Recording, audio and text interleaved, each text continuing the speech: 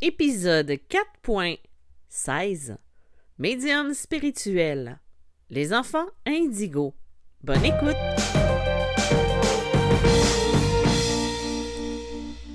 Bonjour et bienvenue dans ce nouvel épisode de Médium spirituel. Mon nom est Isabelle B. Tremblay. Je suis auteure, médium, conférencière et enseignante spirituelle. Vous pouvez trouver mes livres édités en librairie sous les titres de Médium malgré moi, Passeur d'âme et Les chemins de l'âme.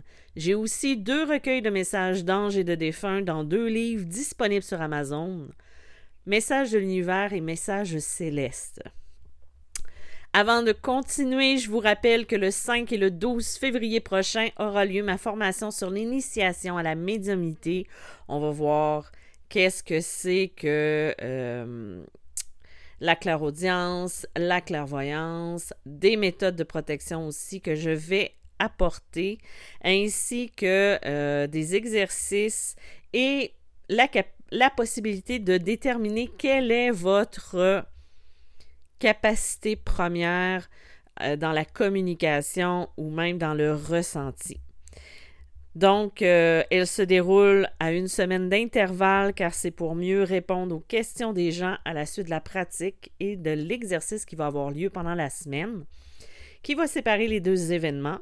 Le premier sera entre 9h et 14h le dimanche 5 février, heure du Québec, ce qui donne approximatif, c'est plus qu'approximatif, là, je sais pas pourquoi j'ai dit ça, mais en France, c'est à partir de 15h jusqu'à 20h, je crois, 21h maximum. Mais il faut s'entendre que j'en donne beaucoup plus quand c'est le temps. C'est un défaut qui est une qualité peut-être pour les personnes qui reçoivent. Mais et le dimanche qui suit, le 12 février, ça aura lieu entre 9h et midi parce que ce sera un retour sur les événements, les questions. S'il y a des trucs que j'ai oublié de vous dire ou s'il y a des questions, on va en parler. Et peut-être si on a le temps de faire un exercice encore une fois. Donc, vous pouvez vous inscrire sur mon site internet sur www.mediummalgrémoi.com. Directement sur la première page, il y a un lien qui indique la formation. J'ai aussi le 5 mars prochain la formation sur la protection que j'ai donnée à plusieurs reprises qui va être possible de suivre. Donc, si ça vous intéresse, je vous suggère de vous inscrire. On va avoir du plaisir. C'est presque assuré. Bon, mon sujet d'aujourd'hui aborde les enfants indigos. Je sais que certains d'entre vous vont se reconnaître ou se sont reconnus dans cette énergie ou pensent l'être. Or, aujourd'hui, on va en parler plus en profondeur pour voir qu'est-ce que c'est exactement. À noter que ce n'est pas le moment de nous mettre dans une case ou de se poser une étiquette à ce qu'on est. Je trouve que de nos jours, il y a plein de modes spirituels qui démarrent. Si vous vous reconnaissez dans cette expression, il n'y a pas de hasard. Tu sais, quand je parle de mode, on a juste à regarder sur les réseaux sociaux, on a juste à regarder les vidéos et il y a plein de modes, de noms, de titres, alors que la spiritualité, c'est tout simple. Des fois, on n'a pas besoin de tout comprendre, hein? On a juste besoin de le vivre et d'être. Donc, qu'est-ce que l'expression « enfant indigo » ? En fait, cette expression-là est apparue dans les années 80. C'est une femme qui répond du nom de Nancy Ann Tape, une thérapeute américaine qui avait la capacité de lire la couleur des auras.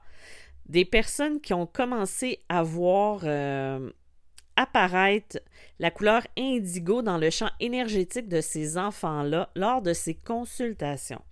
Vous savez qu'une personne qui est clairvoyante, ou pas nécessairement, il y a des gens qui ont la possibilité de voir les auras des gens. Moi, c'est assez rare que je vois l'aura.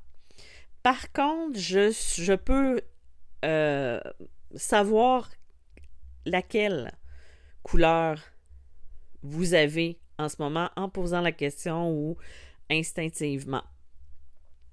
Elle n'avait jamais vu la couleur indigo avant et c'est pour cette raison-là qu'elle a appelé cette particularité enfant indigo.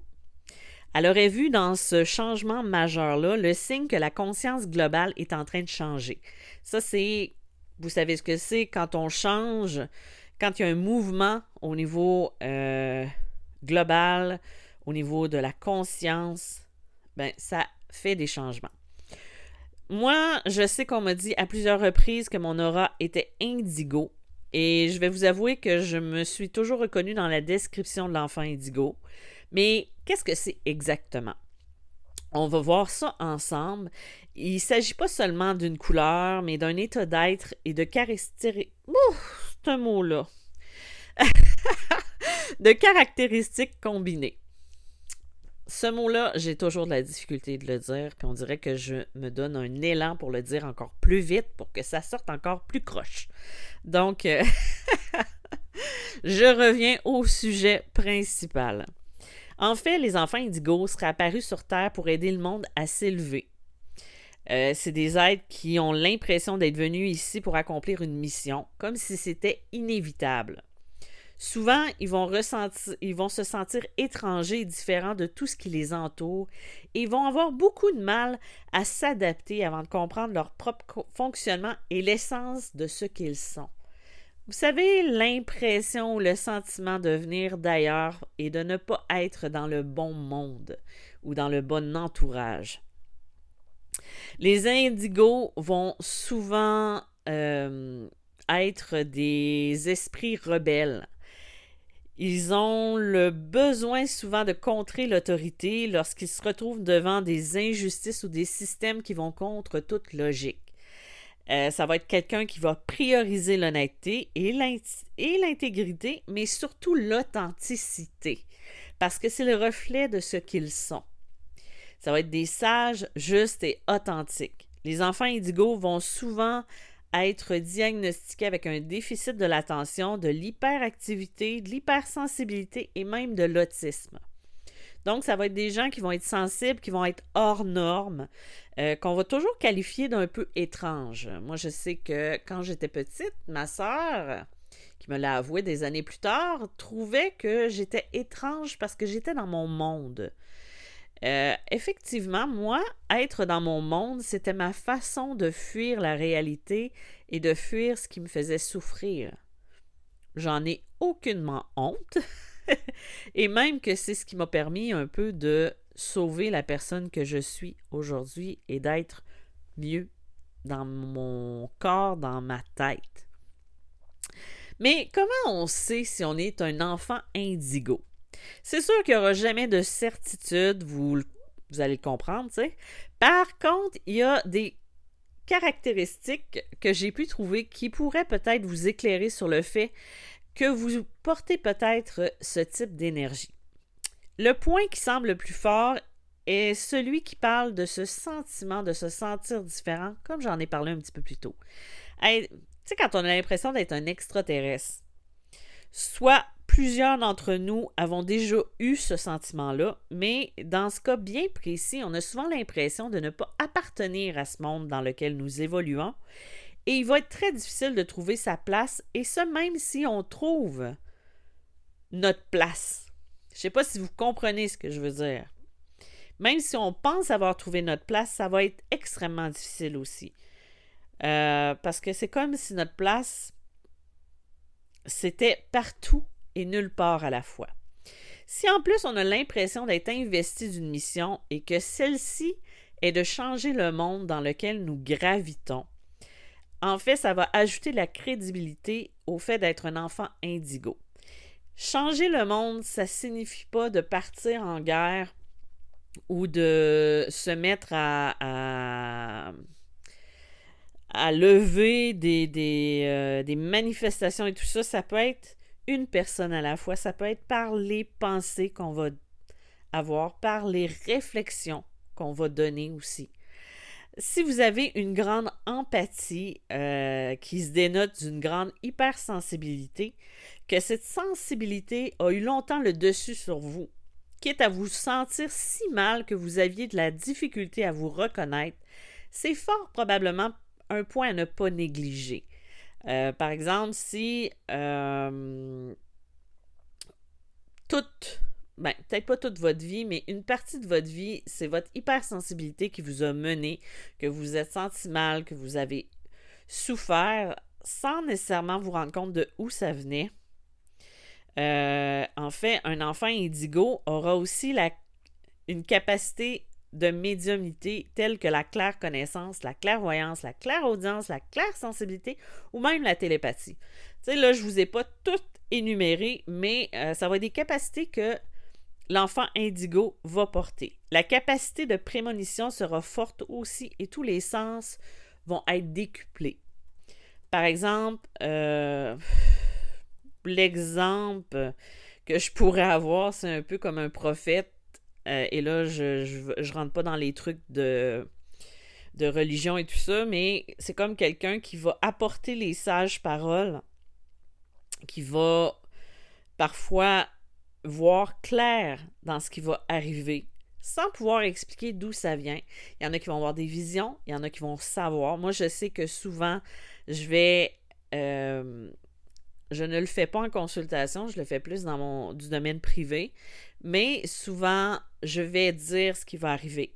Je vais commencer à parler, je vais expliquer mon ressenti, et là, je vais dire qu'il va arriver telle chose, et souvent, c'est ce qui va arriver. Des fois, ça peut prendre quelques semaines, quelques jours, quelques mois, quelques années, mais ça arrive, parce que c'est comme une façon de percevoir ce qui va se passer.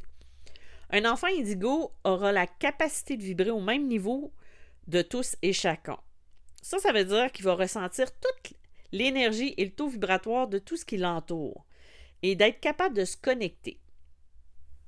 Comme de se connecter aux animaux, de se connecter à la planète, à la nature, aux arbres, peu importe. Quand l'enfant indigo ne contrôle pas cette connexion-là, il va avoir plusieurs moments où il va être vidé de son énergie. Vous savez, ce sentiment-là, quand on perd son énergie et qu'on n'est pas capable de le rattraper. C'est aussi pour cette raison-là qu'un enfant indigo aura besoin de solitude. Ça va être quelqu'un qui va avoir besoin d'être seul pour se reconnecter avec la source, avec l'univers, avec son âme. Et malgré son monde extérieur et son entourage, l'enfant indigo va toujours rester connecté à sa vérité intérieure, à ses propres valeurs et à ce qu'il croit ou pas. Il n'y aura pas besoin qu'on lui impose une marche à suivre et surtout, il ne va pas ressentir le besoin de suivre un gourou. Tu sais, les effets de groupe, comme on a vu dernièrement, où tout le monde se rallie à une personne pour suivre dans une idée. En fait, l'enfant indigo va être plutôt un solitaire. Il va avoir ses idées, il va avoir ses pensées, il va suivre sa propre vérité. Il n'y aura pas besoin qu'on lui dicte une façon de penser parce qu'il va avoir sa propre manière de voir les choses. Par le fait même, le fort besoin de se sentir indépendant et libre est une caractéristique qui est forte de l'enfant indigo. Il ne veut pas se sentir prisonnier et en même temps va avoir beaucoup de difficultés avec l'autorité. C'est ce qui donne des enfants en guerre avec l'autorité. Et ça me rappelle l'enfant que j'ai été. J'étais toujours en guerre avec les professeurs ou avec la direction. J'étais celle qui ouvrait sa trappe quand j'étais témoin d'une injustice.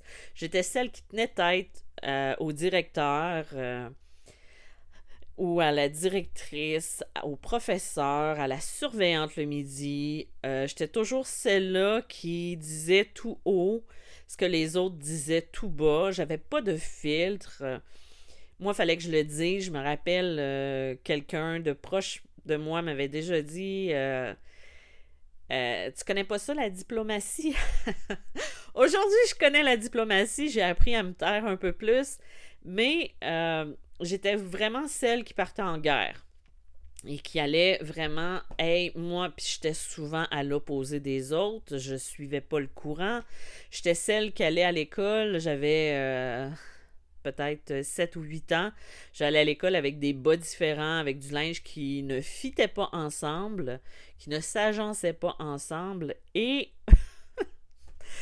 Pour moi, c'était mon genre. Je revendiquais le droit d'être. Des fois, j'aimerais ça revenir à la personne que j'ai été, qui avait un je m'en foutisme très fort.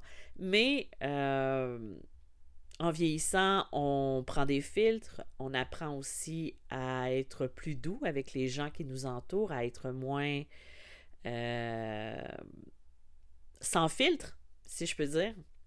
Et il y a l'enfant indigo, souvent va s'ennuyer à l'école, autant en classe qu'avec les autres. Parce que sa plus grande faiblesse, c'est celle de surmonter ses doutes et son sentiment d'avoir un problème et d'être anormal. Car l'indigo ne rentre pas dans le moule. Tu sais, le fameux moule que je parle souvent. Et c'est ce message de différence-là que la société va lui transmettre tout au long de sa vie. Il ne s'aimera pas et rejettera souvent ce qu'il est afin de devenir ce que les autres veulent qu'il soit, pour fitter encore dans le moule. Tout simplement pour être normal, mais c'est pas la solution, vous allez être d'accord avec moi. Ce n'est pas en essayant de se fondre dans le moule qu'on va réussir à être. Ça va juste créer des malaises ou des mal-être. Quand il comprend parfaitement ce qu'il est, vraiment, sa force, sa détermination, qui est déjà très forte, va être encore plus amplifiée et il va pouvoir enfin exister sans ses tourments. Ce dernier point, ça a été la bête noire qui m'a toujours été insupportable dans ma vie. Un enfant indigo va avoir beaucoup de difficultés avec les séparations. Il va pas les supporter. Ni les au revoir, les adieux ou les deuils. Moi, j'ai toujours été, depuis l'enfance, celle qui disparaissait quand venait le temps de dire au revoir. Autant que ce soit pour un décès ou que ce soit pour le départ de quelqu'un, la fin de quelque chose. Ce type de séparation peut vraiment créer à l'enfant indigo des crises d'angoisse. Je sais que moi, c'est quelque chose que j'ai encore beaucoup de difficultés à gérer. Je travaille fort, par exemple, mais ça a toujours été quelque chose que j'ai eu de la difficulté dans ma vie. Je déteste les au revoir quand c'est le temps de dire, même juste dire salut à quelqu'un en fin de visite. Moi, je m'en irais sans me retourner, mais c'est pas poli. Je sais ça. Mais ça, c'est quelque chose que je travaille encore aujourd'hui, puis que je vais probablement travailler toute ma vie. Et des fois, juste d'y penser, ça me fiche des crises d'angoisse, de l'angoisse, parce que même si on est connecté, même si on voit que rien ne finit jamais vraiment, il y a des choses, il y a le côté cartésien qui remonte souvent. En fait, tout ce que je vous ai décrit là, c'est ce qu'est l'enfant indigo. J'espère que je vous ai un petit peu plus éclairé sur les enfants indigos. Et est-ce que vous vous êtes reconnu dans cette description-là? Je vous remercie encore une fois d'avoir été à l'écoute. Si vous désirez une rencontre avec moi pour du coaching ou même pour de la canalisation défunt ou même pour de la canalisation angélique de guidance, vous pouvez m'écrire sur mediummalgrémoi.com. En ce moment, ce que la cote, c'est beaucoup le retour dans les vies antérieures. Donc, ça peut être quelque chose qui pourrait vous intéresser. Je vous dis merci et à bientôt. Bye bye!